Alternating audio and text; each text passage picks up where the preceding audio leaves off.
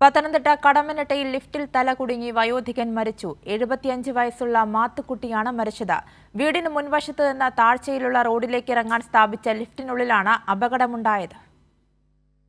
KSRTCയിലെ retired ജീവനക്കാരനായ മാത്തുക്കുട്ടിയും ഭാര്യ അന്നമ്മയും മാത്രമാണ് കല്ലേലിമുക്കിലെ വീട്ടിൽ താമസിച്ചിരുന്നത്. ഇവരുടെ മക്കൾ വിദേശത്താണ്. ഉച്ചയ്ക്ക് 1:30യോടെയാണ് മാത്തുക്കുട്ടി ലിഫ്റ്റിൽ കുടുങ്ങുന്നത്. ഉടൻ തന്നെ ഫയർഫോഴ്സ് എത്തിയെങ്കിലും ജീവൻ രക്ഷിക്കാനായില്ല. ആ ലിഫ്റ്റ് ഇവിടെ ഒരു ലിഫ്റ്റ് വെച്ചിട്ടുണ്ട്, 1 വർഷമായി. അതിനിടയ്ക്ക് സ്റ്റക്ക് ആയെന്നാണ് ഞാൻ അറിഞ്ഞത്. അപ്പം പുള്ളി തന്നെയാണ് യാത്ര ചെയ്ത് മേളോട്ടും താഴോട്ടും പോകുന്നത്.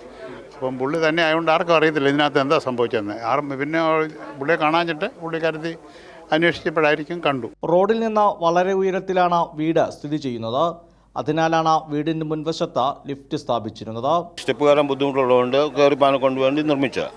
മൃതദേഹം ആശുപത്രിയിലേക്ക് മാറ്റി. ലിഫ്റ്റിനുണ്ടായ സാങ്കേതിക തകരാറാണ് അപകട കാരണം. കൈരളി ന്യൂസ്, പത്തനംതിട്ട.